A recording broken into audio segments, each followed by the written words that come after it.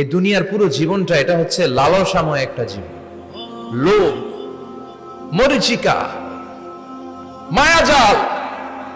এই মায়াজালে আমরা আটকে আছি, ফলে মৃত্যুর কথা আমরা ভুলে গিয়েছি।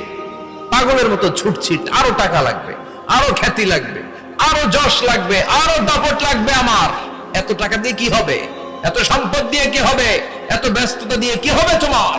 স্টপ, থামুন, অনেক হয়েছে। আন্না, থামুন, take a rest, take a breath and think about death.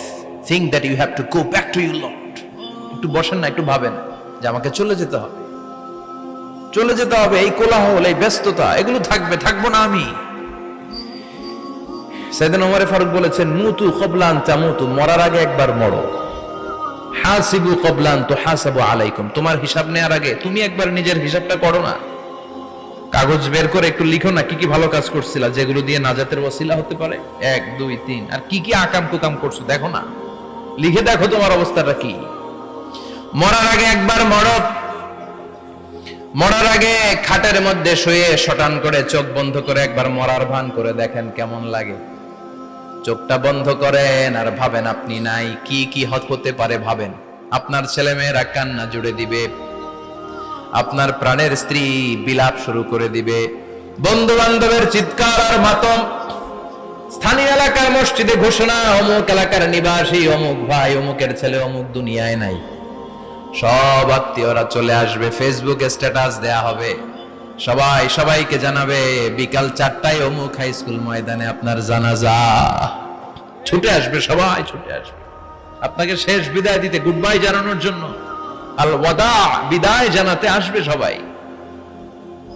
4 তাকবীর দিয়ে আপনার জানাজা হবে, অশ্রুসিক্ত জানাজায় আপনার বিদায় হবে। কাঠের খাটিয়ার মধ্যে করে কাঁধে তুলে আপনারে কবরে নেওয়া হবে। আগে থেকে খুঁড়ে রাখা কবরটার মধ্যে আপনারে বিছিয়ে দেয়া হবে। বাঁশের কচি দিয়ে তার উপরে মাটির চাপা দিয়ে সব চলে যাবে। ভাবেন না একবার চোখ বন্ধ করে, this is the circle of life, this is the nature of life. এটা সবার হবে, আমার হবে, আপনার হবে। এত মায়া, এত ভালোবাসা কই যাবে? কেউ থাকবে না, সবাই আপনার অন্ধকার কবরে রেখে দিয়ে চলে আসবে। উপরে বাঁশের কঞ্চি, তার উপরে মাটির চাপা, অন্ধকার আর অন্ধকার। এই অন্ধকার যেন শেষ হতে চায় না, শুধুই অন্ধকার, ঠিক কিনা? এজন্য আমাদের চলে যেতে হবে। দাদা গেল, চাচা গেল, মামা গেল, আমাদেরকেও যেতে হবে, জোরে কোন ঠিক কিনা? একদিন মাটির ভেতরে হবে ঘরে মন আমার, কেন বন্ধ দালান ঘর, প্রাণ পাখি উড়ে যাবে পিঞ্জর ছেড়ে।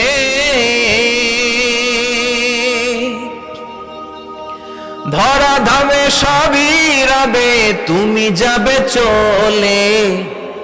বন্ধু বান্ধব যত, মাতা পিতা যারা সুত, সবই হবে তোমার পরে। মন আমার কেন বান্ধ দালান ঘর, একদিন মাটির ভেতরে হবে ঘরে মন আমার, কেন বান্ধ দালান ঘর, ঠিক কিনা? সব করে থাকবে, চলে যেতে হবে আমাদেরকে। এজন্য আখিরাতের কথা যেন আমাদের স্মরণ হয়। বিশ্বনবী বলতেন, নাহাইতুকুমান জিয়ারাতিল কবুর, আমি তোমাদেরকে কবর জিয়ারত করতে আগে নিষেধ করতাম, কিন্তু এখন নিষেধাজ্ঞা প্রত্যাহার করে নিলাম। এখন সব সময় তোমরা কবরের সামনে যাবা আর জিয়ারত করবা। কবরস্থানে জানতো বড়ুয়া কৃষ্ণপুরের এই গ্রামের কবরস্থান আছে কোন দিকে? পূর্ব দিকে আছে, গোখরার জলের ওদিকে। যান আপনারা, একটু যাবেন, একটু গেলে আখিরাতের কথাটা স্মরণ হবে। ওখানে ছোট শিশুরা শুয়ে আছে, কিশোর যুবকরা আছে, আপনার মতো তাগড়া যুবক মুরব্বীরা আছে। এরা এই এলাকায় থাকতো, এরা আকাশ থেকে নেমে আসে না, এই এলাকার সন্তান, আজ নাই। একটা সার্টেন পিরিয়ড শেষে আপনিও থাকবেন না। This is the nature of life, this is the circle of life. ছোট্ট শিশু হয়ে এসেছিলেন, শৈশব, কৈশোর, যৌবন, প্রৌঢ়ত্ব। আগে ছিলেন সিঙ্গেল, বিয়ে করে হয়ে গেলেন ডবল।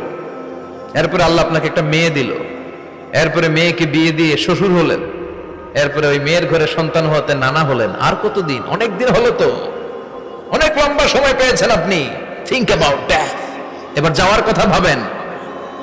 আখিরাতের সামানের কথা ভাবেন, ফিরে যেতে হবে। কি শক্তিশালী যুবক, বার্ধক্য চলে আসলে লাঠি ছাড়া চলতে পারে না। কুচকুচে কালো দাড়ি সাদা হয়ে যায়, দাড়ির শুভ্রতা, বয়সের ভার, রং ধরা যৌবন জং ধরে শেষ, ঠিক কিনা? This is the circle of life. যুবক ভাইরা, এটাই জীবন, চলে যেতে হবে, কেউ থাকতে পারবে না, ঠিক কিনা? এটা রিমাইন্ডার আল্লাহ এই সূরার ভেতরে দিয়েছেন যে তোমাদেরকে ফিরে যেতে হবে, এই লোভ লালসা ছেড়ে দাও। রব্বুল আলামিন বলেন, আলহাকুমুত তাকাসুরু হাত্তা যুরতুমুল মাকাবির। ও গোলাম, দুনিয়ার সম্পদ, লোভ লালসা তোদেরকে পাগল বানিয়ে দিয়েছে। এই লোভ পাগলামি কোনোদিন তোদের থামবে না যতদিন না তোরা কবরে ঢুকবি, ঠিক কিনা? কার কথা? আল্লাহ বললেন, দুনিয়ার সম্পদ আর লোভ আর মোহে তোমরা গাফেল হয়ে গিয়েছো। আখিরাতের কথা বেমালুম তোমরা ভুলে গিয়েছো, কিন্তু আখিরাতে তোমাদের যেতেই হবে, কবরের বাড়িতে তোমাদের ঢুকতেই হবে, ঠিক কিনা? যেতেই হবে, আমরা ভুলে যাই। আলহাকুমুত তাকাসুর, অতিরিক্ত পাওয়ার লোভ, বেশি বেশি খাওয়ার লোভ, বেশি বেশি জমানোর লোভ মানুষকে গাফেল বানিয়ে দিয়েছে। এটা মানুষের স্বভাব, আরো চাই আরো চাই, এই স্বভাবটা আছে না নাই?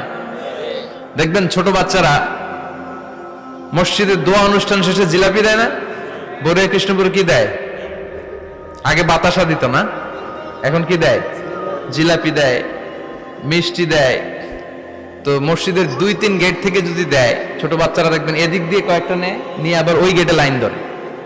ওর হাত হলো ছোট হাত, ওর হাত ভর্তি জিলাপি, আর নেওয়ার জায়গা নেই, এরপর আরেক জায়গায় লাইন ধরছে, আরো লাগবে আরো লাগবে, এই আরো আরো আরো চাই। এই স্বভাবটাই মানুষকে কুড়ে কুড়ে শেষ করে দিয়েছে। এত লাগবে কেন তোমার? চাহিদার কোনো শেষ নাই, unlimited demand of human being. যার আছে বেশি তার চাই বেশি, যার সাইকেল আছে তার হুন্ডা চাই, হুন্ডা আছে তো প্রাইভেট কার চাই, প্রাইভেট কার আছে তো প্লেন চাই, প্লেন আছে তো হেলিকপ্টার চাই, হেলিকপ্টার আছে তো ওইটা চাই, ওইটা আছে তো সেটা চাই, ঠিক কিনা? এলাকার মেম্বার যে হয়েছে চেয়ারম্যান হতে চায়, আছে না নাই? চেয়ারম্যান সাহেব এমপি হতে চায়, আছে না নাই? এমপি সাহেব মন্ত্রী হতে চায়, আছে না নাই? মন্ত্রী সাহেব প্রধানমন্ত্রী হতে চায়, আছে না নাই? কিন্তু এই দেশে সুযোগ নাই, কথা কন। এই দেশে প্রধানমন্ত্রী সিলেক্টেড, 2-3 জনের বাইরে কেউ প্রধানমন্ত্রী হতে পারবি না, ঠিক কিনা? আমার এই জীবনে তো আমি 2-3 জনই দেখলাম। বেগম খালেদা জিয়া, মাননীয় প্রধানমন্ত্রী শেখ হাসিনার ছোট্টবেলা দেখেছি এরশাদকে, আমরা তখন ছোট। তো মানুষের চাহিদার কোনো শেষ নাই, যার আছে বেশি তার চাই বেশি। এজন্য বিষ্ণু বলেছেন, উনজুরু ইলা মান হুয়া আসফালা মিন, তোমার চেয়ে যে খারাপ আছে ওর দিকে তাকাও। ওয়ালা তানজুর মান হুয়া আ'লা মিন, তোমার চেয়ে যে ভালো আছে ওর দিকে তাকায়ও না, তোমার চেয়ে যে খারাপ অবস্থানে আছে ওর দিকে তাকাও। অনেকে নিজের অবস্থান নিয়ে সুখী না, এরকম আছে না নাই? আল্লাহ আমার এটা দিল না রে, ওইটা দিল না রে, পাইলাম না রে, কিচ্ছু হয় না, কি করব জীবনে, হতাশ। আসলে আছে কিন্তু অনেক, কিন্তু শুকরিয়া নাই, ডাকাত, ঠিক কিনা? নিজের অবস্থান নিয়ে সুখী না, কিন্তু অনেক লোক আছে তারা আপনার অবস্থানে পৌঁছতে চায়। তাদের দিকে তাকিয়ে দেখেন, আপনি যে অবস্থানে আছেন এই অবস্থানে পৌঁছাটা অনেকের কাছে স্বপ্ন। তারা প্রতিনিয়ত সংগ্রাম আর স্ট্রাগল করে যাচ্ছে আপনার অবস্থানে পৌঁছতে, আর আপনি এটা নিয়ে সন্তুষ্ট না। শেখ সাদির নাম শুনেছেন? বালাগাল উলা কাশাফাত দুজা, এই কবিতাটার রচয়িতা, ইরানের বিখ্যাত এক কবি। উনি একবার আর্থিক সমস্যার মধ্যে দিয়ে সময় কাটাচ্ছেন, টাকা নাই, পয়সা নাই, পায়ে দেওয়ার মতো জুতা নাই। উনি খুব দুঃখ পেলেন, হায় রে, আমি ইরানের এত বড় কবি, আমার পায়ে দেওয়ার মতো জুতা নাই।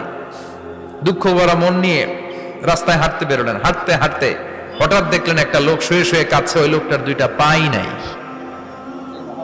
পাই নাই। উনি সেজদায় পড়ে গেলেন, আল্লাহর কাছে ক্ষমা চাইলেন, আল্লাহ অনেক দিয়েছো, শুকর আলহামদুলিল্লাহ। এজন্য যেই পরিস্থিতিতেই থাকি না কেন আমরা কি পড়বো? জোরে বলেন, কি পড়বো?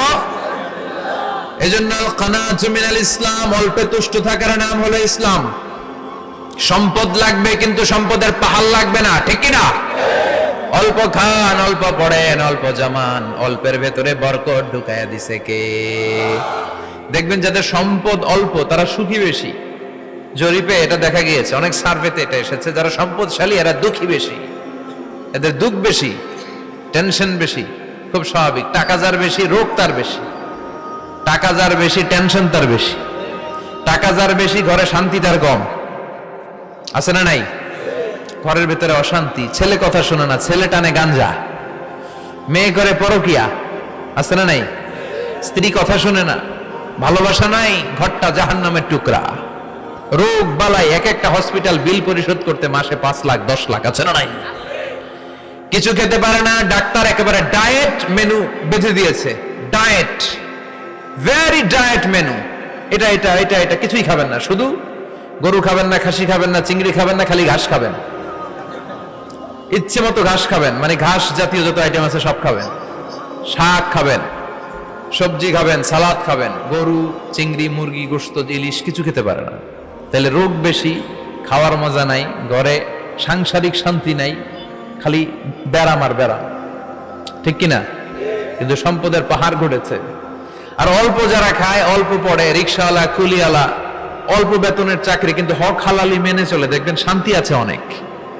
হ্যাঁ, বাসা ভাড়া দেয়, ফ্যামিলি চালায়, বাচ্চাদের স্কুল বিল, এরপরও মাস শেষে 1-2 হাজার টাকা হাতে থেকে যায়। আর ওর প্রতি মাসে 10 কোটি টাকা ইনকাম, তারপরও ব্যাংকের ঋণ আছে না নাই?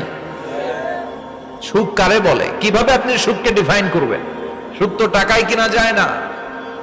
শান্তি টাকা দিয়ে হয় না, শান্তি দেওয়ার মালিক কে?